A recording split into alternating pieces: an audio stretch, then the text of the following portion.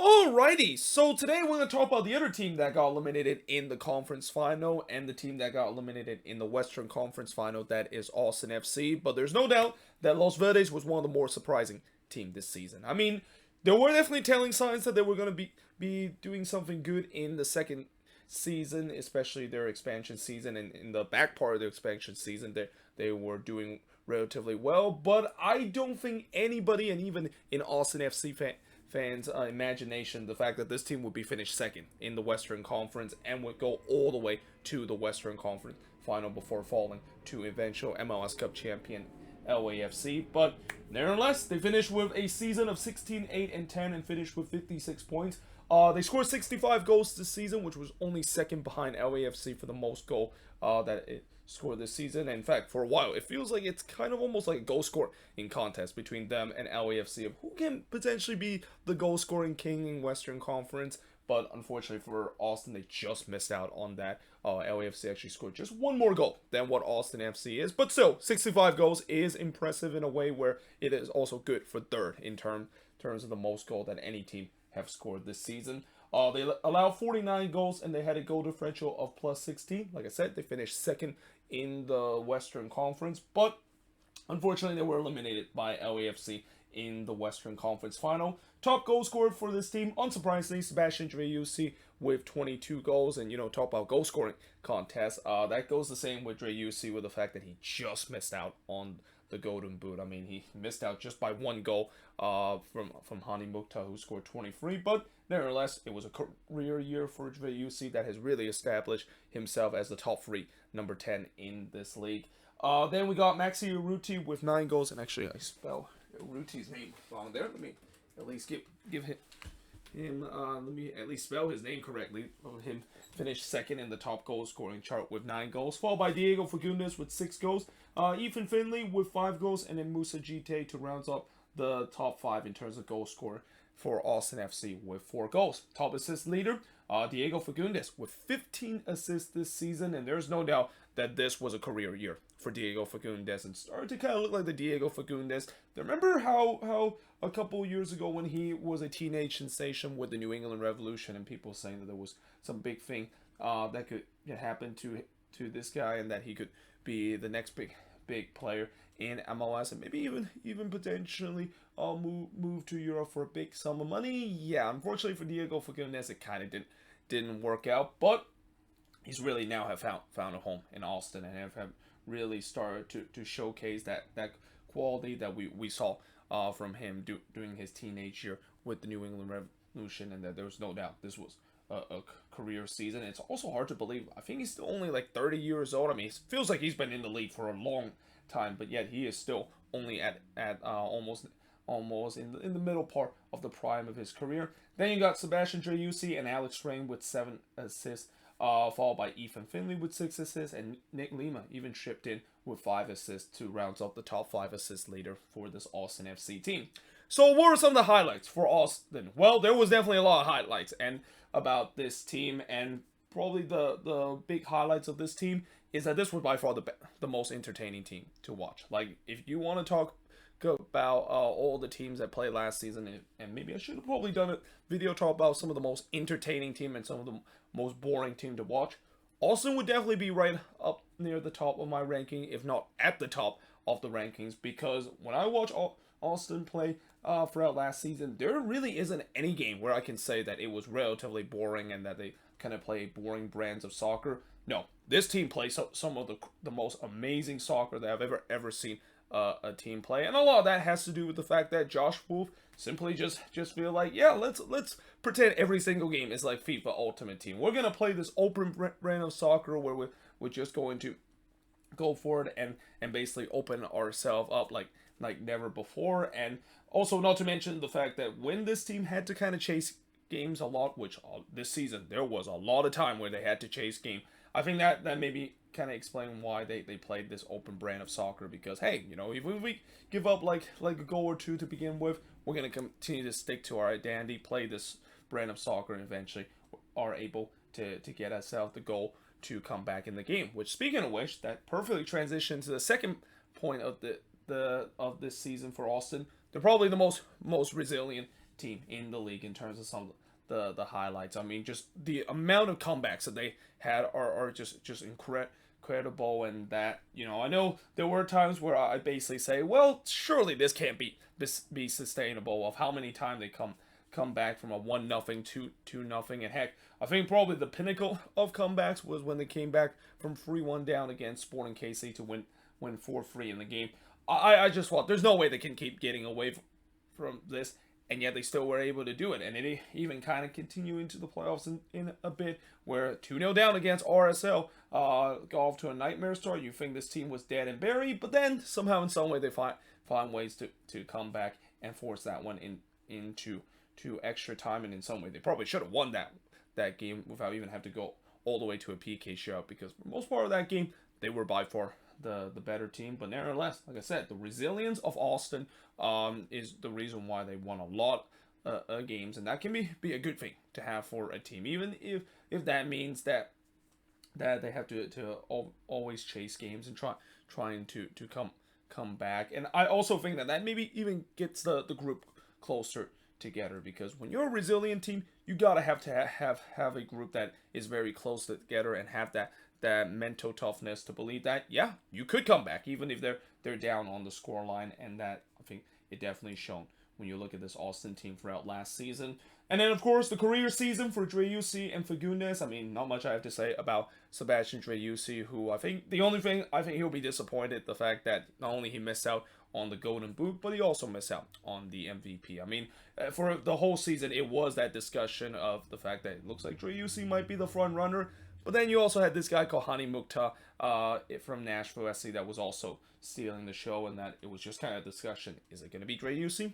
Is it going to be Mukhtar? And unfortunately for Driussi, he kind of ends up on the wrong end of the shtick in terms of that discussion, as Hani Mukhtar, of course, wins the MVP. But that's nothing to take away of just what an incredible season that he has, and that this is definitely going to go down as one of the best signings that we've seen a team done last season. I mean, we kind of had a feeling that Driussi was going to be good last season. There was definitely flash of that, but my goodness, he has really got to a level, next level in terms of how good he is. And as I even mentioned, one of the best number 10 in the league. And, Diego Fagundez, I already mentioned what he has done this season, so I'm not going to really laminate too much about that. And then the last thing that I kind of just had to squeeze in, because I originally didn't write this as one of the highlights, winning the Copa Tijas. I mean, again, Austin came so close to winning that inaugural Copa Tijas last season.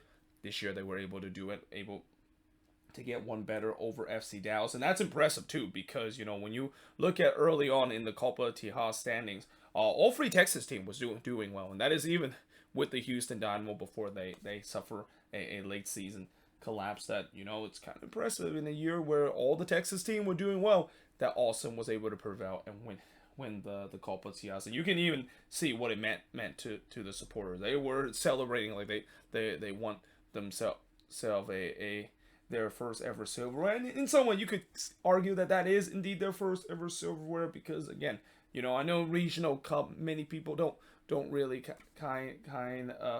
count as a silverware, but at least for the supporters and just for the rivalry, say just like similar to the Cascadia Cup, that it really means a lot to one of those Cascadia team when they win it.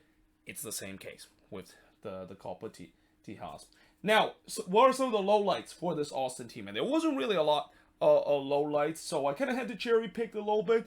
And the first cherry pick I will say is the fact that they get off to way too many slow starts to a game. They find themselves behind the 8 ball way too many times. And, as much as that, like I said, they were able to come back from those deficits, I'm pretty sure Austin fans were hoping that they don't have to do that every single game. And like I said, this is kind of something that it's been repeatedly proven that it's unsustainable, that you can just have to find yourself down so many times and able to come back from the reserve. But while Austin definitely kind of defied that logic a little bit this season, I'm pretty sure in future seasons, especially next season, Austin fans would not want to see their team go down. And I'm pretty sure that goes the same with Josh Wolf. I mean, his first thing that he's definitely want to see this team improve next season is not fall behind and have to dig themselves out. Because I don't think I've ever met a head coach that want to say, oh, let's get ourselves 2-0 down and hope that we can come back from a game. No, every single head coach want you your team to get off to a good start, and yeah, just way too many of those slow start last season, and that again in the season that they defy logic. I don't know if that could be the case heading into next season. And I would also say that, with the way that they kind of defy the logic a little bit in terms of finding themselves down so many times, it kind of started to catch up to them eventually. And that also, you also talk about the whole expectancy goals, and I usually don't go into the expectancy kind of stats as much as what many people might say, because again, they're expectancy stats for a reason. They're just fancy numbers that just throw in there just to kind of tells you whether a team is overperforming or not. But if you actually look in the category, Austin FC was by far one of the team that has the most incredible expectancy stats, where they were just way overperforming their expectancy goals and expectancy expectancy allow goals in their mark. And when you do that, that's what we call playing over your heads a little bit, and that you knew that eventually that's not going to sustain, and that we definitely saw that in the latter part of the season, where the wheels really started to come off with this Los Verdes team. One win in the last 7 to finish the season. That only win that they had was against RSL, and even then in that game they were kind of outplayed in that one very badly, and if it wasn't for Musa Jite kind of rescue them, it would have been 7 games without a win heading into the playoffs. And I don't care if Austin, of course, were one of the top team in the league, but when you come into the playoffs that cold, there's a reason why I think there was some people that don't believe that Austin was going to make a deep run.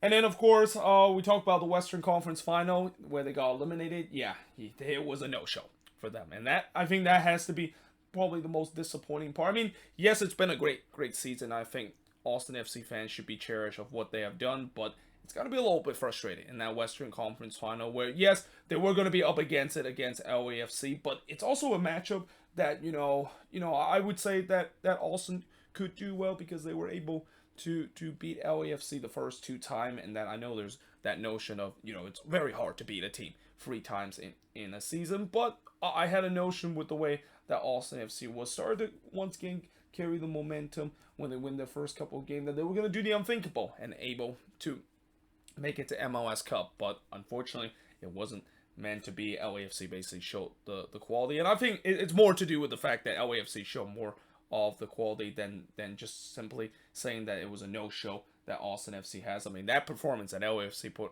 in the Western Conference Final was probably the best performance I've seen in any LAFC team has ever played, and that includes what we saw in MLS Cup. But yeah, they would just kind of run into an absolute juggernaut that just were not willing to stop. But it also doesn't help the fact that it's also a combination of that they didn't really play well, and they didn't really kind of show too much of the resilience throughout the game. And also, I would like to say another thing I want to remind Austin FC fans in that Western Conference Final is, yes, I know they kind of got screwed over for a non-penalty kick call that should have went their way, and the game probably could have made it 2-1 and could have made it interesting. But at the end of the day, I think we can all agree that in that game between LAFC and Austin, LAFC absolutely deserved to win that game with them just show the golf in class that they had, compared to Austin FC that just didn't really show up in that game in the Western Conference Final. Now, in terms of MVP and Revelation, it's got to be Sebastian Driussi and Diego Fagundes. I mean, I can't really separate both of them, because they're really the two main focal point of this attack for Austin. And again, I don't really need to lament too much, because I already mentioned it earlier in this moving forward series episode. In terms of disappointment, I'm gonna go with Emiliano Rigoni, and I feel like this is a little bit harsh to say that he was a disappointment, because he just came in the middle of the season, and we see this happen sometimes where whenever you have a big name, well, I wouldn't say big name player, but more like a player coming in for a big amount of transfer fee, and there's expectation that he's going to do well, and that kind of is the case with Rigoni, a guy that Austin, of course, pay a lot to get him, and he is labeled as a DP. A lot of fans were hoping that he can get off the ground running, and it just kind of didn't. Like, he really didn't look good to begin with, and again, maybe a lot of that has to do with the fact that when you, of course, come into a new country with that expectation, You know, maybe you need to get, maybe it takes a while to get going, but I think, you know, I think the moment of truth will be next season of see how Rigoni play, because if he does not play well, then I would say that this will definitely go down as one of the bigger busts that Austin has. And as much as Austin has had a lot of good signings in their short history in MLS, they've also signed a couple of big dubs and just some bust kind of signing. I mean, Cecilio Dominguez is one of those, one who he was okay with Austin, but nowhere near a DP level. And then of course the domestic violence situation that caused him to be forced out of the team. And there's even some other ones like Rodney Redis that is only going to go down as probably the biggest bust in Austin FC history, and probably one of the most hated player right now in the Austin FC fan base. That's going to go down as a big bust, and that I'm pretty sure Austin fans are hoping that's not going to be the same case with Rigoni. But like I said, from what we've seen from Rigoni during his short time with Austin, it's been very underwhelming. Now, moving forward for this Los Verdes team, you know, I know this might anger some Los Verdes fans, but I feel like they may be due for a regression heading into next season. And what that means is that I don't think they're going to be finishing that high in the standings. Consider, you know, from what we know is that it is very hard to try to sustain yourself near the top of the Western Conference standings year in and year out. And I would like to say that unless if you're the Seattle Sounders, but you know, the Seattle Sounders this year proved that they are indeed mortal and finally missed the playoffs for the first time. And I'm not saying that means that Austin might miss the playoffs. I still think they're going to be a team that's going to be in the top four, but I don't think they're going to be like what they were last season. And especially with the way that, as I said, there's just so many games where they play over their heads because of guys that are overperforming, and also just the expectancy stat just kind of shows that they kind of proven that point. And not to mention the numerous comeback that they had. I mean, that if they do the same thing next season, I am just gonna be in awe again, just like what I did for last season, because it's not sustainable. It is something that is simply not sustainable, and that you know, if they of course do it again, then I feel like they could be suffering some regression.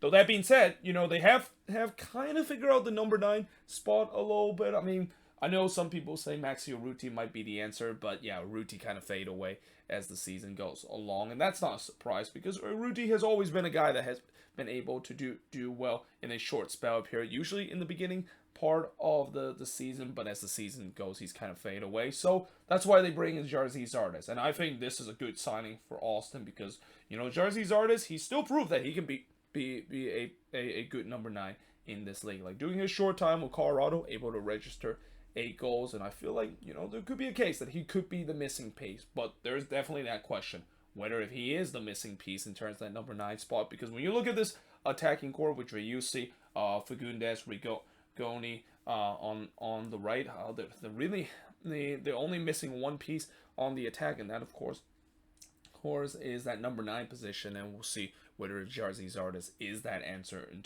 terms of completing probably one of the most lethal attacking core in MLS heading into next season.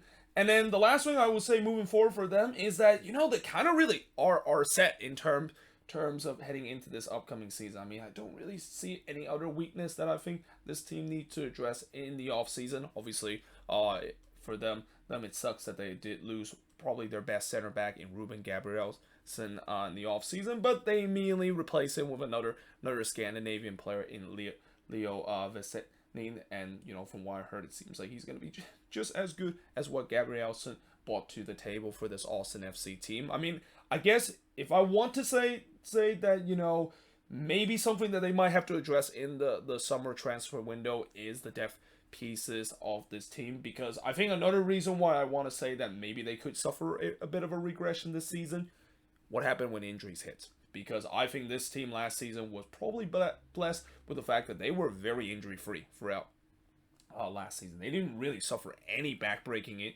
injury to any of those star players, and while that of course is a good thing to see, You know, we even seen some of the best team. They are going to at times have some back-breaking injury that they have to suffer, and that heading into this upcoming season, there is that question of if they do suffer some back-breaking injury, and I certainly don't wish upon that of course happen, but in case if it does happen, do they have some good backup option? Because I look at some of the backup option that they had, and they're very underwhelming. I don't know if they're going to really they're gonna be, there's definitely gonna be a little bit of a step below in terms of quality, and that, you know, that's something that I think in the summer they might have to address if it does come to a case where the pieces to replace some of those guys that could go down with injuries and they don't do well, that they need to address that. But otherwise, you know, this team is in a very good shape. I think this team could make another good run heading into next season. But let me know in the comments below if that is the case, if you're an Austin FC fan. And also, what do you think was the highlights, the lowlights, MVP, revelation, disappointment, and also moving forward, how is this next season and how is this third season for Los Verdes is going to look like? But until then, hope you guys enjoyed this video. If you do, make sure you guys leave a like, smash the subscribe button, and yeah, I of course will see you guys next time.